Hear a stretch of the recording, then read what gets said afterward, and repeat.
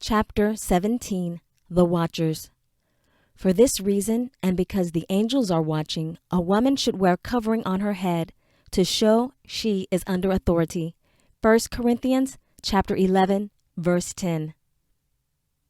Enoch tread quietly through the damp woods, careful not to disturb. Enoch tread quietly through the damp woods, careful not to disturb it. The fine mist of Adama, now waist high, clung to his skin, chilling him. At least I do not have to worry about the darkness. Enoch stifled a chuckle as he took his cloak from his sack and pulled it over his body, quenching the soft light. Most of the skittering creatures of the forest took their rest at this late moon, but he knew more and more of the four-legged climbers and winged swoopers were succumbing to the bloodlust which made them roam in the dark. Cannot have them seeking me out for truth. Not all reverence the image as they should. Enoch cinched his robe in. Ooh! Oh! A lone cry cut through the stillness. Enoch stopped. Praise the light. The wolves are restless. Why did the beloved want me to meet him here? Surely he knew this place would be unwise. Enoch cocked his head to the side. He could hear the light pattering of their gate, coming closer. Without a sound, Enoch dropped to the base of a father tree, disappearing beneath the fog, and wrapped his rope around it and his waist. He climbed. I could speak to them, reason, but with the dark so deep and the rebellion rising, I would rather avoid confrontation and bloodshed this sun sleep. There's been too much of that of late, and the animals are beginning to fear us all. No, I'll hide in the treetops until they... Enoch stopped again. The burning sensation was stronger now. He rubbed his belly, trying nothing. Ah, that smell again. What beast would have a scent that strong, that acrid? He turned away, rubbed his nose, and continued scaling the enormous trunk. Enoch swung around sharply at the rustling, raspy sound. Who's there? Who's there? I said, who's there? Enoch yanked his sharp blade from his waist pack and held it high. The silvered metal glimmered in the moonlight. Ha ha ha ha! And who are you to question us? Enoch jerked back as something cold and coarse slapped his face. He winced at the sharp pain brimming from his hand. His dagger fell with a thud. Ha ha ha ha ha! Ooh, look at the monkey. Ah, did the monkey hurt his hand? Ha ha ha ha ha! Enoch flailed as something pushed him away from the tree. The rope around his waist tightened, pinching his flesh raw as he dangled precariously from the thick trunk. He kicked his feet up just in time to stop himself from slamming into the tree face first. Enoch grabbed the knot at his side, frantically trying to undo it so he could free himself. Praise the light, if I could just get down. So fast, monkey. What's that you got under your cloak? Something shiny, eh, monkey? Give it to us. Wham! It grabbed Enoch and pushed him so hard he swung out and then crashed back into the tree trunk. Ah! Enoch arched as the rough bark sliced into his back. The force jarred him, leaving him dazed. What is this? What is happening? Ancient Father, help me! Enoch tried to move. Something very strong was holding both his arms and legs in place, while something else ripped the hood off his head. Oh no! Oh no! No! Instantly, Enoch was free. He stared in amazement. In front of him was immense darkness. He could see absolutely nothing, but when he waved his arms, still radiating the light from the image, the forest appeared normal in the soft, waving his arms wildly in front of him as he stepped forward. Somehow it beat the darkness back. Oh, what kind of monkey is this that bears the light? Kill it, it said. Yes, kill it. Many voices chanted. Enoch moved slowly towards the voices, waving his arms in front of him and searching for a break in the darkness. Oh, I wish I was home. Praise the light, if I could just get home. What's that, monkey? You want to go home? There is no home for monkeys here. We hate monkeys. Yes, hate them, hate monkeys. Yes, hate them, hate them, hate them. The voices chanted louder this time, pushing and shoving at him, slapping him wherever they could. We hate monkeys. Kill it, kill it, kill it. Yes, put the hood over its ugly head and kill it. One of them punched Enoch in the face. The burning in his stomach was unbearable. It was like fire now.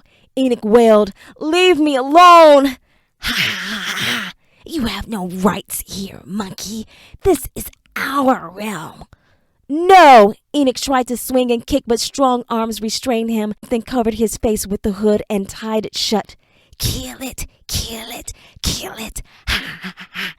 No, no, no, let me go. I want to go. You must let me go. Stop crying, monkey. You'll go home soon. Ha ha ha ha. It laughed again. We'll send. Ha ha ha ha. It laughed again. We'll send you right back to the dust where you belong. Ha ha ha. But not before we have a little fun. Ha ha ha ha. No, stop this, Enoch squirmed, struggled and gagged within the putrid darkness binding him. He could see nothing. The burning surged. Enoch's mind reeled, tingling and throbbing. I must speak. He opened his mouth. No sound came out. He was afraid. He tried again. This time it was just a faint whisper. I want to go home. Nothing happened. Go home. Shut up, you stupid monkey. Enoch noticed their grip loosened a little. The Ancient One wants me to go home. I want to go home. Stop it, monkey, or you'll be sorry. Enoch heard a thud underneath him as something dropped to the ground, releasing his right arm. Yes, that's it. Watch, listen, speak. Enoch tried again. This time it was as if fire spoke through him. By the power of the Ancient One, I will be at home. Kill that monkey! At home. Kill that monkey! What happened? Where did he go? The lesser stood stunned and empty-handed. Nabat, who had been in charge, cringed at the sound of heavy footsteps treading towards him. Oh, my lord, we were just bringing you the human, but... You stupid oaf! Had you been more attentive to your mission instead of playing foolish games, this never would have happened. But my lord, how are we to know? Shut up before I cut your stupid tongue out, said Temurel as he lashed the lesser with a flick of his whip. Stop groveling and make haste. You've got some explaining to do. Stood over the pot, stirring and thinking. That was all he'd done these last 8 cycles since the ceremony of communion. Amezrek tapped the wooden spoon against the rim of the gurgling mixture, shaking off the excess. He held it to his nose and smelled. Ah, yes, this is almost the essence, it is. Ripping the lumps from the bottom and then dumping it into the rough wooden bowls on the tray. Amezrek looked over at the trembling girl who knelt nearby waiting for him to finish. Tisk, tisk, tisk, another sabasi. That was the 5th one this morning. Amezrek could tell she desperately wanted him to hurry, but knew she was too afraid to say, and a smile. The girl grabbed the tray and dashed out towards the tents of the daughters of Eve in waiting. The first of the divine would bring forth any day now. At least that's what he'd overheard one of the Medici telling Samjaza. And if the ancient wills it, I will not be here to see it pass. Amezrek welling of Nema. Samjaza had been adamant that the firstborn of the Elohim would not live in a tent like a common son of Adam. No, nothing but the best for your grandson, Samjaza had told Lamech. He quickly maneuvered Father Lamech into selecting men to work to complete it. With the Elohim supervising the work, of course. With the Elohim supervising the work, of course. Samjaza is completely impaired, he is. And Lamech, well, he is a fool indeed. Samjaza's promises to share wisdom with these sons of Cain were nothing but thinly veiled methods of control. Every promise came with a price. Labor. Promise came with a price. Labor and submission. Amezrek remembered the last time Lamech objected. Yes, Father Lamech, Samjaza promised. We will begin teaching the nature of metal and how to transform it soon. But to do so, I will need more of your men to complete the structures for the divine, for they will be bringing forth soon. Oh, I see to care for their needs. You know, these divine are in a delicate way now and cannot be bothered with such burdensome tasks. Father Lamech agreed readily, and if he did object, Simjaza merely gave him some trinket fashioned by Azazel, or at least just enough knowledge to keep him compliant. Ah, well, the old man did have a little fight in him. Amezrek laughed as he remembered how Father Lamech had cajoled Simjaza into letting Tubal-Cain watch as the Elohim formed metal. Simjaza didn't think these sons of Adam were intelligent enough to remember the process, but he was wrong. Amezrek overheard Tubal-Cain whispering to a group of men that he'd been able to duplicate Azazel's work on his own. Soon these sons of men will be making all sorts of weapons with that knowledge. Now there was truly no return for Simjaza. Amezrek shook his head. No, my friend, there is no turning back now. He began clearing the room, putting away all of the samples he'd collected over the past 8 cycles into containers. The seed of julep, wax from the bark of a father tree, and there was even a bit of alru still tucked away. Amezrek touched it now, concealed inside the hood of his cloak. Unaware it had become a habit, he breathed deeply for the small leaf that saved him. He'd thought it was his superior character that prevented him from the deception. When he had given Simjaza the flimsy excuse of wanting to look for more herbs for the ailing humans in order to pay a secret visit to Enoch, he'd thought he was better than his captain. Why, the great Simjaza doesn't even realize I am withholding knowledge. Look how low he's become. He used to be able to discern the intentions of anyone within at least a 7-span radius. Since I cannot be sure which Elohim are with him and which are not, I will go and see the man Enoch, for I know he has access to the beloved. Amezrek laughed bitterly. Even then, I did not realize that if I had been in my proper position, I would not need to seek a man to speak to the Ancient One for me. Amezrek packed as he remembered that visit to Enoch. He'd left at Sun's Peak, wearing a garment like that of the sons of his aura. He just wanted to blend in as much as possible. I was at the ceremony of the bearer with the sons of Cain. They will remember my face, they will. The man Enoch may refuse me entrance. Amezrek tugged on the sack of roots and plants he knew were valuable to the Medici. I'll ask to see a Medici instead. Any of them would want this parcel. It would take them at least 3 moons to gather this much. Yes, a Medici would see me indeed. Just ahead, the Seti of the sons of Seth came into view. Amezrek walked through the tall grasslands leading to the gentle slopes. There alongside the hills, he could see their dwellings carved out of the rocky land.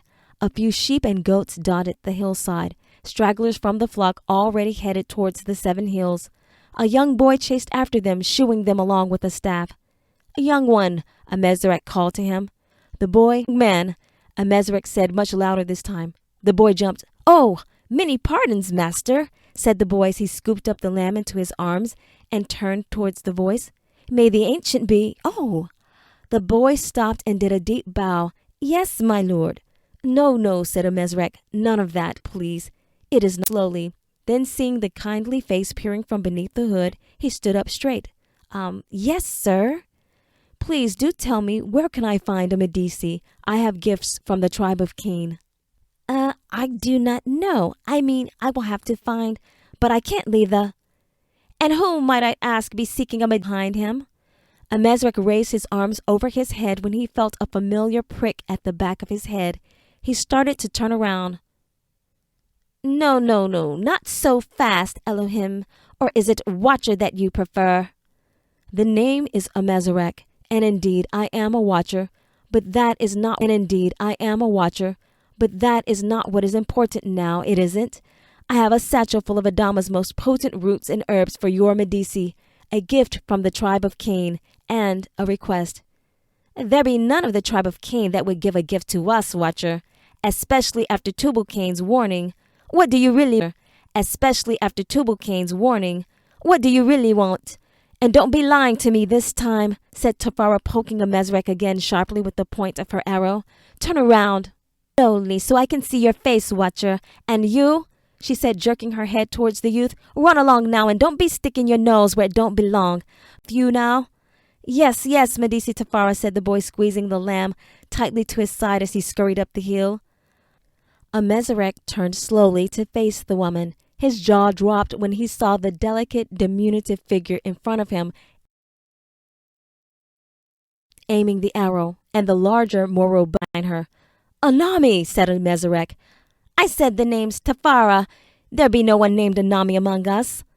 The woman squinted and poked him again with the tip of her arrow, this time on his forehead, although she had to stand on the tip of her toes with arms fully extended to do so. Do not be deceived, Watcher. I am fully extended to do so. Do not be deceived, Watcher. I am not afraid to use this. State your business and make it quick. Yeah, said Anami, still laughing. Make it quick, Amezrek. Amezrek ignored Anami and focused his gaze on the woman. Knowing she couldn't see or hear the Elohim behind her, Medici Tafara, it is obvious a daughter of Eve, such as yourself, has the wisdom of the Ancient One flowing through her. I would not dare attempt to deceive you. It is only that I have such important news from the tribe of Cain to share that the utmost discretion was necessary, and, unfortunately, Amezrek paused as he nodded his head towards the skies. Open it, said Tafara, and no funny business or it'll be the last of you. By all means, do open the bag, Amezrek. I can't wait to see what's inside it, said Anami, stooping down next to him. Dump it out, ordered Tafara, keeping the bow towards Amezrek's head. Amezrek slowly did as the woman requested, bow towards Amezrek's head. Amezrek slowly did as the woman requested, although he could have easily disabled her and the weapon. Anami was peering through the contents of the satchel with a smirk on his face. Amezrek, really, is this all you could come up with? Amezrek rolled his eyes at Anami. And don't be rolling your eyes at me, Amezrek, said Anami. Rolling your eyes at me, Amezrek, said Anami with a gleam in his eye. Or it'll be the last of you. What are you doing here? Amezrek focused his thoughts towards Anami. I have been assigned to watch here. Why are you here? Anami responded. Well, these plants would aid us. At least in that you have spoken the truth. This you speak of regarding our kin. You said there be news from the city of Nod? Medici Tafara, I have most urgent news and a request for the one called Enoch. It is imperative that I speak with him. Ah, so that's what this is about. You want to see the bearer, eh? I thought you Elohim had the answers for all that ails us. And trickery, I'll not only run this bow through you, but I'll slice your neck as well. Onami rose from his feet in surprise at the boldness of the girl and raised his brows at Amezrek, holding a finger to his lips to silence the Elohim. Onami leaned down and whispered in the girl's ear, Do not be afraid. Bring him to the elders and let them, Amezrek said to Tafara, throwing her bow over her back. If there be some trickery about you, the elders will decide. Follow me. Thank you, said Amezrek, focusing on Anami. My pleasure. Now why are you here? And what was all that business with Simjaza? What is he doing? And I thought you were assigned to welcome the beloved himself to be at the Seti of Seth. Do you now? So you are getting orders directly from the image these days, are you? Does Captain Simjaza know of this? It is not my business what Captain Simjaza knows. If the beloved gives a command, I do it. Wait here, Watcher, said Tafara, leading the way down stony-stepped enclave hollowed out of the hillside. Amezrek had to stoop to enter through the door, but once inside, he had no problem moving freely. He smiled, instantly recognizing the architecture of this room. It was circular with a high dome-shaped ceiling. 12 square stones were lined on the floor around a fire pit. Filled with steaming square stones were lined on the floor around a fire pit. Filled with steaming stones in the center. The walls and the floors, plastered and smooth, were full of images telling a story. Amezrek swirled around to see where the story began. Why, this is like a miniature of the ancients' high council. Who showed them the pattern? Or do they just instinctively? Be at ease, Watcher, said Tafara as she dropped the satchel to the ground. The elders are being summoned as we speak. No one will harm you before the council has ruled. It is not our way. Tafara stood in the doorway with her hands on her hips as she watched Amezrek examine the space. Well? Yes, Medici Tafara. Oh, yes, the room is suitable, it is. So glad we could be of service, said Tafara too sweetly as she turned to leave. Oh, and a sabasi will come around with, she said, popping her head back through the opening. If you require anything, just ring this, she said, tossing him a small bell. Many thanks, she said, tossing him a small bell. Many thanks. The girl strode out the room before Amezrek could finish. Anami pressed against the side of the entrance to avoid her. He smiled and plopped down on a stone next to Amezrek, rubbing his palms together over the steaming pile. Well, now, isn't this cozy? Isn't this cozy? I thought you were assigned to watch her. I am, said Anami, grinning. She will be fine. I just tag along to make sure she doesn't harm anyone. She is a most unusual daughter of Eve, she is. Yes, said Anami, turning to face Amezrek. That is what I think too, and I have been having such a sporting time with her. Really? Sun's Peak, we have been roaming the hills on a quest for the hornless unicorns, and we did spend some time practicing archery. She is quite good, you know. She is. Yes, she is, and, well, I have been coaching her a bit.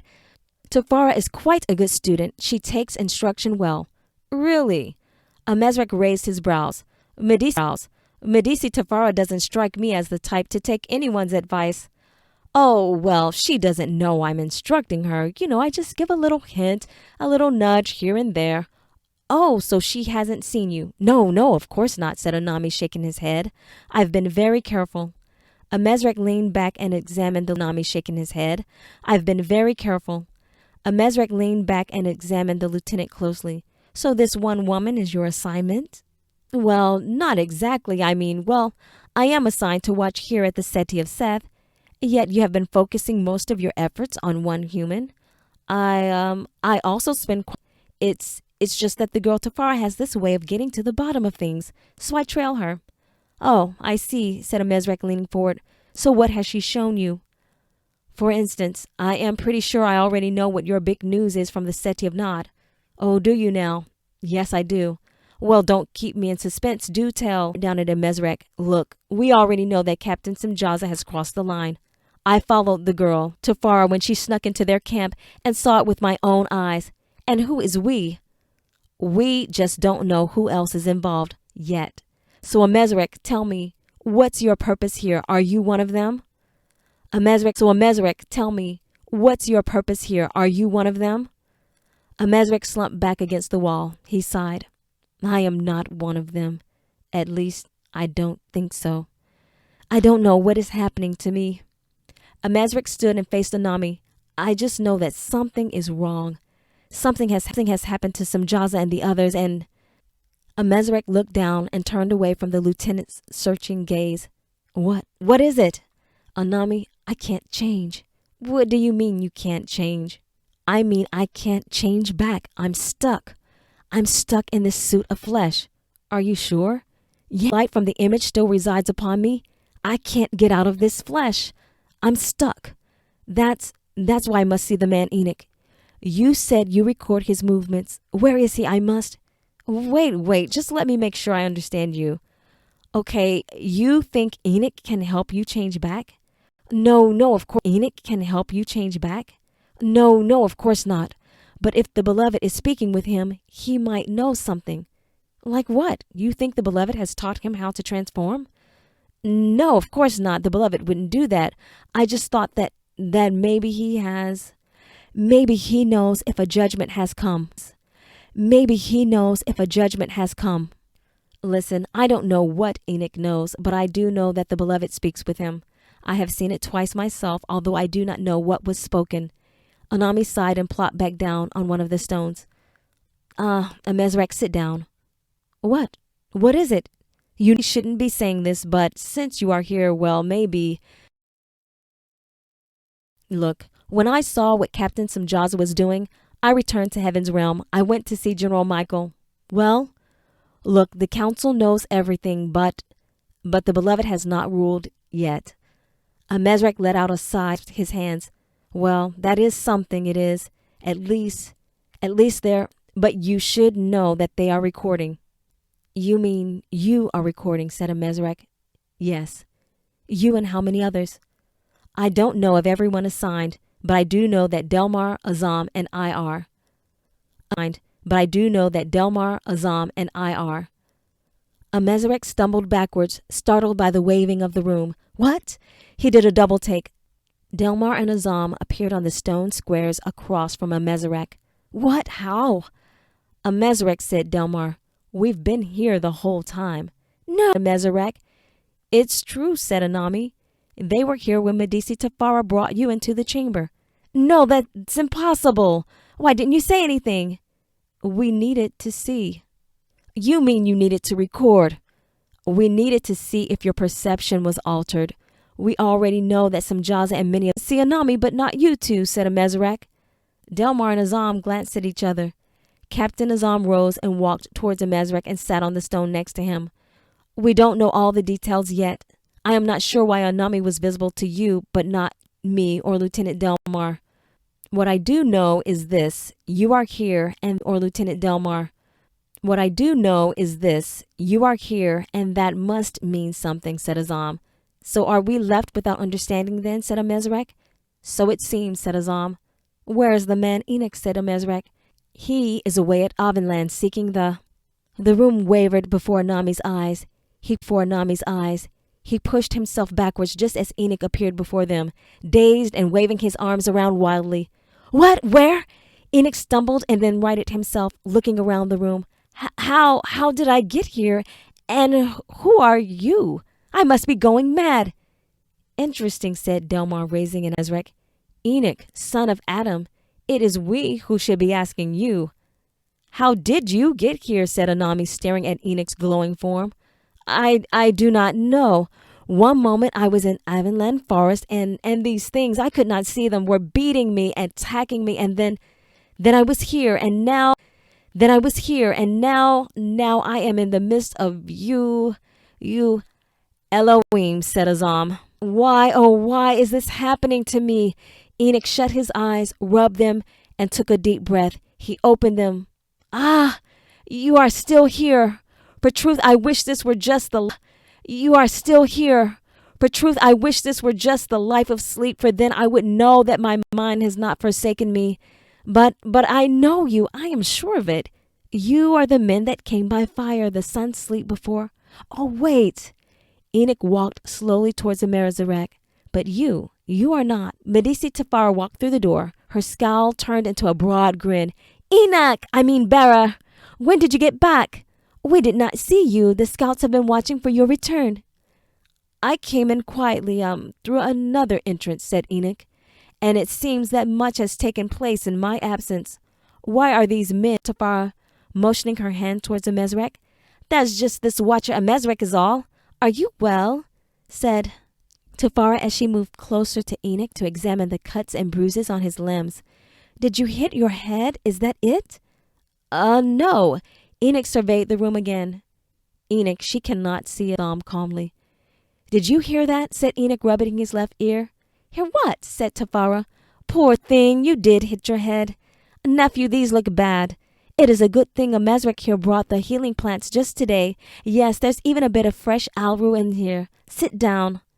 Enoch did as she commanded, staring at Anami, who lifted a finger to his lips and then placed a large pot right behind Tafara. Oh, good, she said, turning around. Everything I need is already here. Well, while we are waiting for the elders, I might as well patch you up like a good Medici. Tafara pressed the paste sheet just made into his wounds and a good Medici. Tafara pressed the paste sheet just made into his wounds and dropped one of the alru leaves into a bowl of steaming water. The elders are coming, said Enoch. Yes, of course. They will be arriving any moment now. Of course, no ruling would have been made without you. But they were going to question this one. Amez plopped it into the bowl next to Tafara. Enoch, son of Seth, the news I bear is for you alone. I will not answer questions from the... Is that right now, Watcha? Said Tafara, snatching the bowl and handing it to Enoch. You are in no position to be saying what you will and will not do. Tafara, please, said Enoch, touching her.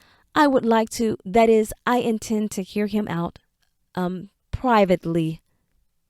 Would you please alert the elders of my return? Let them know I will call for the council soon. Fine, said Tafara, throwing the heavy spoon into the pot as she hoisted it onto her hip. Will there be anything else? as she hoisted it onto her hip. Will there be anything else for the bearer? No, that is all, said Enoch. Just so you know, I'll be watching you, said Tafara, glaring at Amezrek on her way out. Enoch lifted the bowl of steaming liquid to his mouth. He held his nose over the bowl for a moment, peering out towards the steps leading to the other dwellings. A couple of guards stood at the top of the stairs with their backs to Enoch. Good, he smiled. Tafara's already alerted the guards. Enoch turned back to face his guests. All right, what do you want, Amezrek? I need you to speak with the beloved on my behalf. Why don't the pained expression on his face? I am not sure what I am anymore, said Amezrek. That is what I want you to ask the beloved. Ask him if there is hope for me. Ask him if I can still be what I once was. Enoch frowned. I don't understand. What are you now? Understand. What are you now? What has happened to you? I am losing the way of the Elohim, and though it is not entirely absent yet, my perception has changed and my nature is diminished. This is happening to many of the watchers.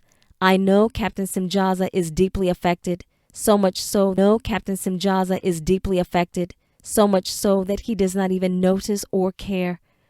For truth, you know the cause of this, said Enoch. Indeed, I do. We, that is, some of us have broken the code and done that which was restricted. I know it is a judgment. I was just hoping that maybe there is one to repent of the wrong. Yes, I do, said Amezrek. In that case, I will beseech the beloved on your behalf, for your presence is troublesome here, and the tribes need clarity as well. Thank you, may the Ancient One. Do not thank me. I do not know when or how he will answer. I can make you no promises. I do know that when I pray, he hears me and responds. Fair enough? Yes, it is fair indeed, it is, said Amezrek. You know, if you were a son of Adam, I would ask you to bring a sacrifice, but since you are not, mere blood would not be an acceptable sacrifice for an Elohim. Our life is not in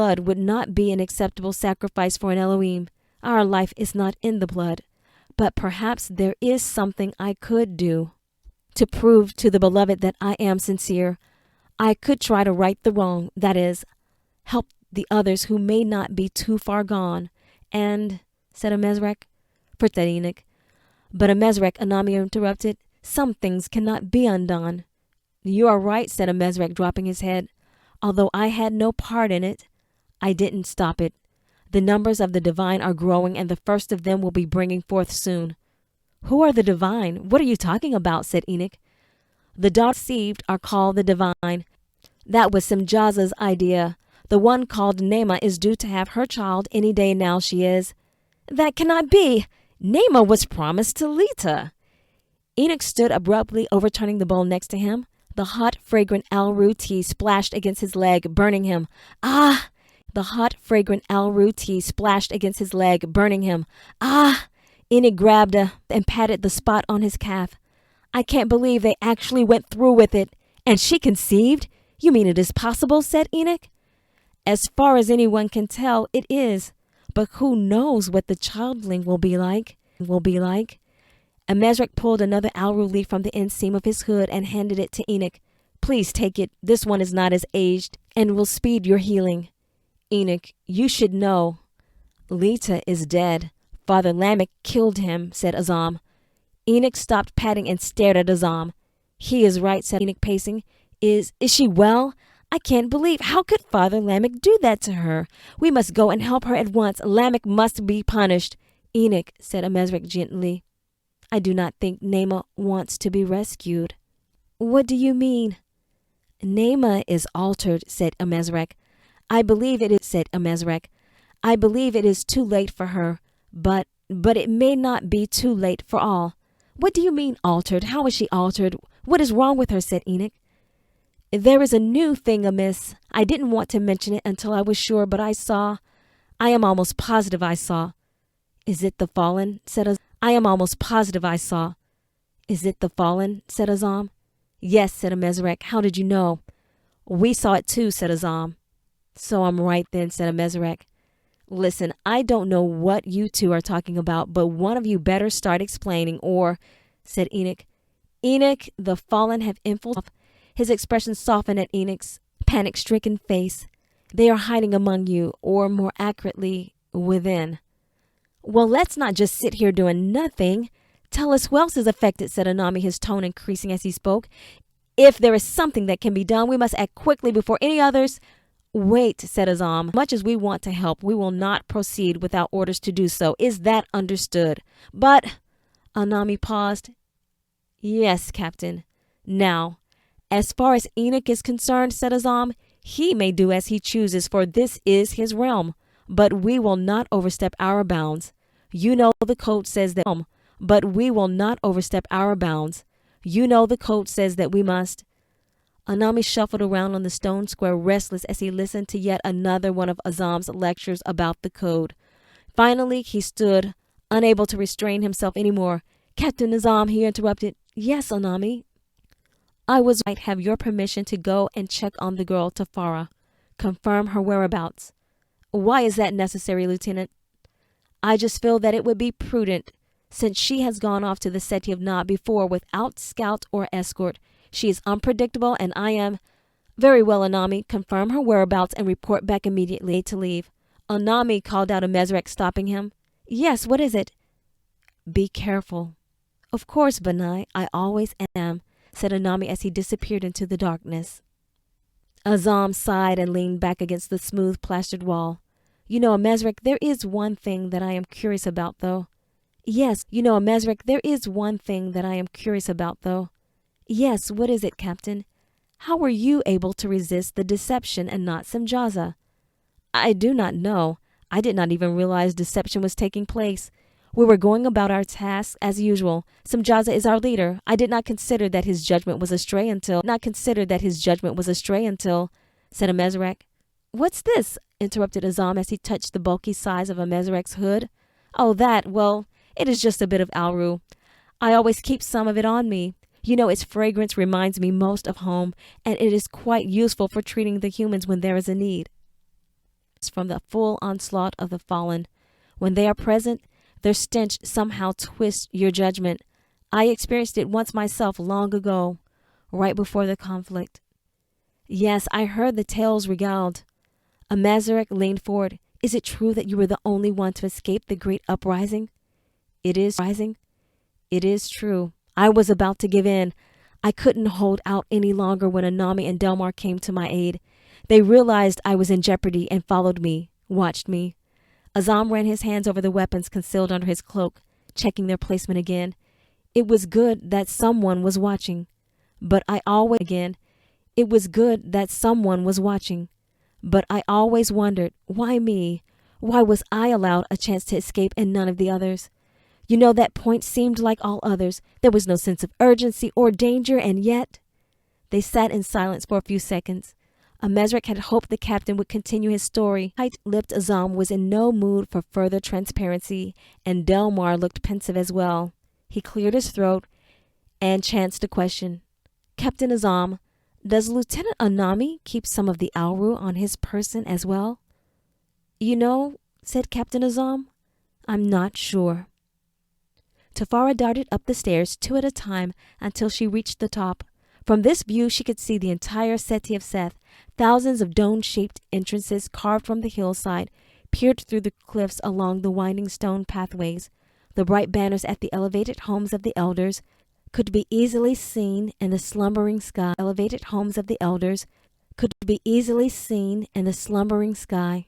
During the High Council, each elder would carry that banner and place it in the holder designated for his clan. Tafara exhaled. Good, the elders have not assembled yet. The banners were still in place and the torches lit. Here too, called Tafara to a scout passing by. Have you seen Methuselah? Greetings, Medici Tafara. May the ancient... Yes, and to you as well, said Tafara as she tapped her foot. Where is Methuselah? I last saw your nephew going towards Father Seth's abode. If it pleases you, I would be more than happy to. There's no time for that, said Tafara, already heading towards her father to the High Council. The bearer is there and he does not want to be disturbed. Oh, so he returned. Is he speaking with that Elohim? Just do it, ordered Tafara, and stop running your mouth. If the bearer wanted you to know his business, he'd tell you. Tafara rushed down the spiraling path toward Father Seth's. As the eldest, his abode path toward Father Seth's. As the eldest, his abode was highest. The only structure higher was the seat of high council, and near it the dwelling of the bearer. Adam's former home was being prepared for Enoch. Everyone was surprised when Mother Eve announced that she wanted to dwell with the other Medici when Adam died. It is too full of his presence, she confided in Mother Awan, a Medici from the Soka and Mother Eve's eldest daughter, so it remained empty until now. Tafara charged toward her father's home, pushing through the heavy veils of the entrance, and plowed right into Methuselah's back, almost knockingly. Methuselah righted himself. Aunt, we were just speaking of you. No need to rush, my dear, said Father Seth. The others will be arriving soon. Father, Enoch is back. He is? When? Why wasn't I? He called off the gathering of the High Council, said Tafara, still panting. He sent me to tell you and the elders. Slow down, Tafara said Father Seth. Sit down and tell us. We must. And stop interrupting, Tafara, said Father Seth, giving her a stern look. You may be a Medici, but you will still show reverence for your elders. Tafara looked down. Yes, Father, please, many pardons. Now, tell us about Enoch. Please, many pardons. Now, tell us about Enoch, he said, taking a seat on one of the cushions on the floor. When did he return? Father, we must tell the others not to go to the seat of High Council. Enoch wants to talk to the Elohim alone. He said we are not to. Fine, said Father Seth. Methuselah, go tell the others, quick as you... Is what? Called Ada, as she brushed past Methuselah into Father Seth's private seating area. Go on now, Methuselah, said Father Seth. Make haste. We don't want the bearer to be disturbed. Bearer? Enoch is back? Said Adna, dropping the tray of food.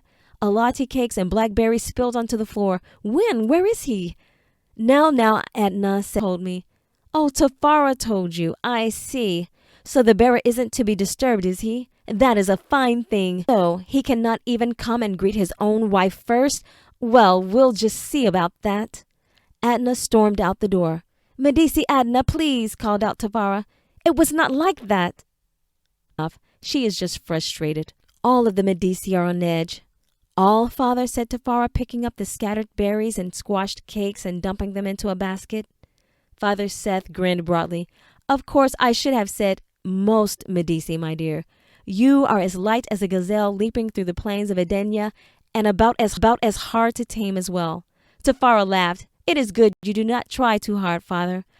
But I fear you are right. The Medici are anxious. The Alru is not as powerful as it should be. I mean, we are preparing it and distributing it as fast as we can, but these last batches do not cure as before. They only ease we can, but these last batches do not cure as before. They only ease the symptoms. We have been working non-stop to prepare as much as we can before. Yes, go on. Well, Father, I fear that the Alru is losing its power altogether. No one will say it, but it is as plain as the rising of the sun. Improve our storage methods. I refused to pound another leaf and went into the wildlands instead. Now, Tafara, said Father Seth, raising his voice, when you became a Medici, you took an oath. Yes, Father, an oath to heal, not an oath to foolishness. And I told Medici Adna just that. We are. She did have the first of what was brought, and she improved greatly for a time. That is why I went out today in search of more of the forerunners. By using them, we can cover more territory, find some of the other useful plants, and if the ancient favors us, maybe even a new source of Alru. Perhaps you could have spoken more gently to Medici as source of Alru. Perhaps you could have spoken more gently to Medici Adna, daughter. And going into the wildlands alone was foolish. You know the rebel beasts roam about, full of the bloodlust. I cannot believe you. Father Seth stopped his chiding when he saw his daughter's downcast look and sighed. But you speak the truth. Even the healing I experienced from standing in the storeroom, said Father Seth, grasping his long black braid, now streaked again with silver, is fading fast. We cannot hide what is plain much longer, Father. The Alru is not working. Tafara jumped up quick when she saw the heavy drapes covering the end. Returned, I want to apologize. A strange woman wearing the robes of a Medici entered the room, followed by Methuselah, carrying a young girl. By the ancient's grace, please tell me my ears deceive me. The Alru must work. We have come too far." The woman broke into tears and collapsed by the fire. "We have guests," said Methuselah, placing the young girl on a blanket near her mother. "Methuselah," said Father Seth, frowning, "what in the name of the ancient is going on? Why have you brought these daughters of Cain here?" "Father, this is Medisi Yabesheth, a healer of Cain's clan, and her daughter, Shalal." Tafara rushed over to the strange woman, who was now sobbing uncontrollably. "I ran into them trying to get to the seat of council. She was demanding to see the bearer. I told her he could not be disturbed, but, well, the girl, she looks like she really needs help," said Methuselah, "so I brought her here. But since Tafara does as she pleases, I thought—" "Tafara does exactly as instructed," said Father Seth, giving his daughter a warning eye. "Let this woman seek Father Lamech, or no, do they not have the great Benai Elohim Simjaza to heal them?" The girl screamed. Father Seth, startled by the brutish sound, dropped and stared deep into the eyes of the girl for the first time. "Why, she doesn't even look like a daughter of Eve. Did you see?" "Father, I am surprised at you," said Tafara sharply. "This is no time for feuding." She placed a hand on the girl's forehead. "Why, she's barely more than a childling, and she's burning up with the sickness." Tafara grabbed the woman's shoulders firmly, forcing the woman to look her in the eyes. "Medisi Yabesheth, you must be strong." The woman stopped crying, but tears still welled up in her eyes. Tafara relaxed her grip. "Please, tell us what happened." "Good, I am just in." Anami walked past Methuselah and stood behind Tafara. From his vantage point, he could see Medisi Yabesheth, her daughter Shalal, and Methuselah still by the door. Father Seth was to his left. "Tafara is right to be concerned. This girl looks horrible." Loose strands from her thick braided hair stuck to her forehead. She was tossed arms and legs. She rubbed and scratched them repeatedly. He put his hand on the girl's forehead and began to hum. "Poor little one, it is good for me to be here. I don't know why Azam was hesitant. I was right again. Tafara is in the middle of the action." "Be at ease, please. You can trust us. Tell us what happened." "Be at ease, please. You can trust us. Tell us what happened," said Tafara. "Methuselah, bring me my kettle." The woman caught the aroma race with a hint of alru and smiled gratefully as Methuselah placed the large pot next to Tafara. Tafara dipped a small bowl into the kettle and held it to the girl's lips.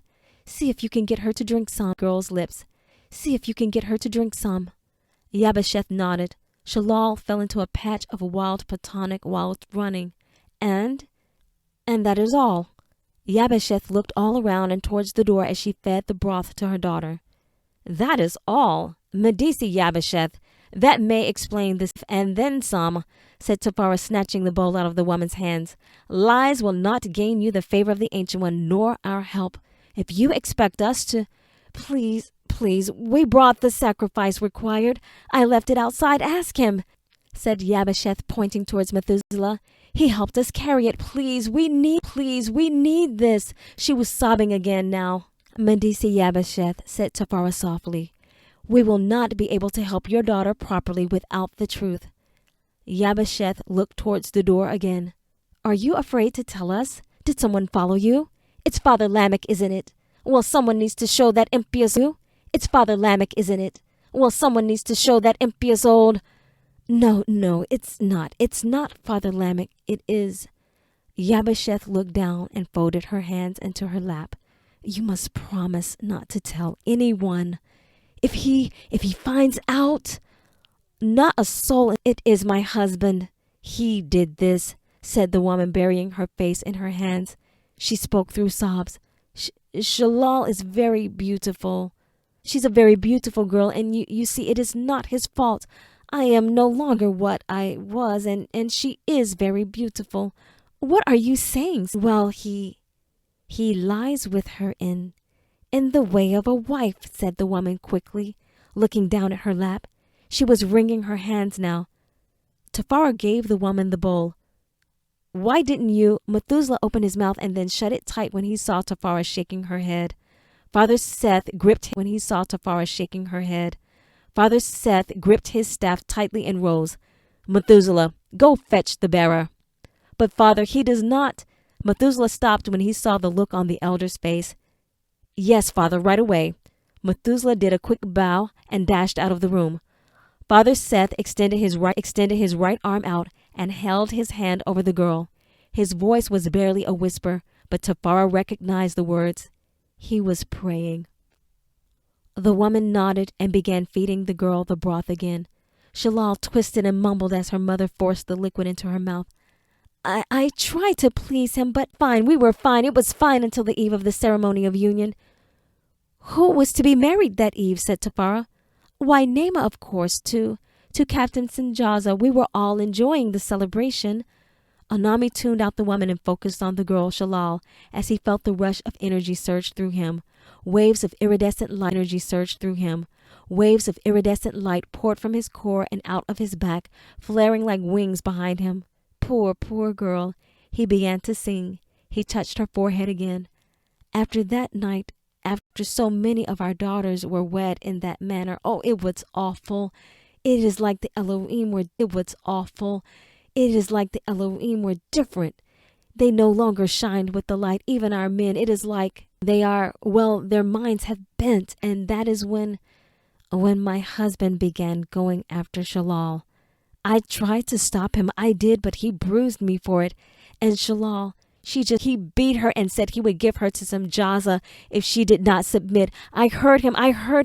And before Son's birth, we slipped away and we ran as fast as we could. But Shalal fell and now you are here, said Tafara. You are safe with us, and Shalal seems to be doing better. The Alru is aiding her. The girl lay quietly now, sleeping, with a smile playing across her face. Tafara took the woman's hand and gave it a squeeze. You have been through much, and I know this must be painful for you to speak of, but what did you mean when you said your husband was going to give Shalal to some Jaza? That is not possible. If going to give Shalal to some Jaza, that is not possible if he is already wed to Nima. Oh, Medici Tafara, said Yabasheth, wringing her hands again. I have not told you the worst of it. The Elohim do not honor our ways. Samjaza has taken several wives. Now that Naima is with child, he tires of her. But again, since my Shalal is ruined, she would not be a wife. She would just be a nuta to be used for his pleasure without any honor. Does anyone else know? Asked Tafara. I don't know. I tried to conceal it. I am so ashamed. That's why I could not bring her before our Medici we cannot go back. We just can't. The woman looked up at Father Seth for the first time. Her face was bruised and the left cheek was swollen. He must come before the high council and be judged, said Father Seth resolutely. He has broken the way of the Ancient One given to us by Adam by doing that which is forbidden. Given to us by Adam by doing that which is forbidden. And who are you to judge us? Why, you are no better than us. A loud voice, slurred and thick, penetrated the room as the burly figure plowed through the entrance and tumbled over Tafara's pot. Give me my wife! My wife! The man rushed towards the woman. Rafas! Yabasheth scooched backwards and clutched the hem of Father Seth's robe. I tried to stop him, said Methuselah, rushing in, followed by Enoch and two scouts who immediately restrained the man as he squirmed and jerked to free himself. What seems to be the problem here? Enoch put ring on the floor. Anami nodded as he saw Azam follow Enoch into the room. You have no right to keep my wife and my daughter from me, since you claim to be the bearer. You ought to know the ancient gives me authority over my wife and my child. My child. Enoch, this man is an abomination, said Father Seth, pointing at the intruder. Your wife has told us of your treachery, and do not think that...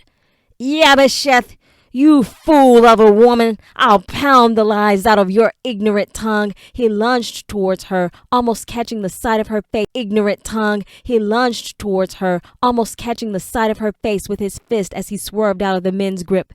Suddenly, the man stopped. He couldn't move. He glowered at Enoch, who still glowed with the light of the beloved, confused. You're doing this! The man gasped and terror. They say you have access to the one mind, but I say your power is from the devil. I will destroy this one, said Azam, holding a dagger to the man's neck with one arm as the other captured him in a chokehold. I am Azam. I will rid the beloved of this nuisance. Azam, said Anami, holding a hand up. Remember, you said exceed our bounds. He is detestable. We know of his doings. It has been recorded. Amazrek told us everything. He will die now, said Azam. Yes, he will one day. But do you have orders, said Anami. I can handle this, said Enoch loudly, glaring at Azam while he addressed Rafas, said Enoch loudly, glaring at Azam while he addressed Rafas.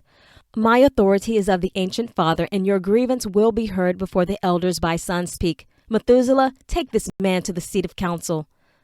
Azam sighed and then pushed the man forward and replaced his dagger in one motion. Methuselah and the scouts grabbed Rafas as he stumbled, this time binding his hands behind his back with a thick rope.